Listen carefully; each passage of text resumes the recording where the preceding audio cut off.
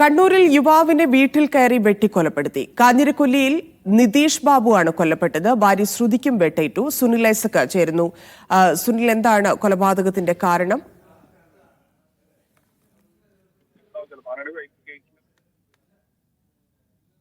ഉണ്ടാവുന്നത് നിതീഷ് ബാബു എന്ന 31-കാരനാണ് കൊല്ലപ്പെട്ടത്. ഇയാള് ഇരുമ്പിന്റെ പണിയെടുക്കുന്ന ആളാണ്. വീടിനോട് ചേർന്ന് തന്നെ ഒരു ഷെഡ് കെട്ടി അവിടെയാണ് ഇരുമ്പ് പണിയെടുക്കുന്നത്. അവിടെ വെച്ചാണ് ഇയാളെ ബൈക്കിലെത്തിയ രണ്ടംഗ സംഘം വെട്ടിക്കൊലപ്പെടുത്തിയത്.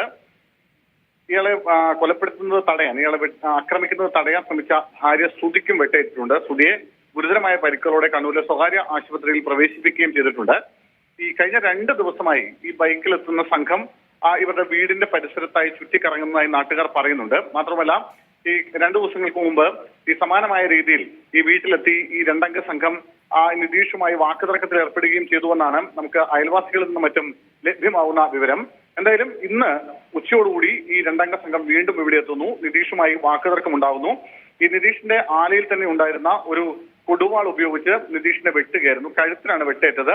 വെട്ടേറ്റ നിതീഷ് അവിടെ വെച്ച് തന്നെ മരിച്ചു. ഈ നിതീഷിനെ ആക്രമിക്കുന്നത് കണ്ടാണ് ഭാര്യ ശ്രുതി ഇവിടെ കൂടിയെത്തുന്നത്.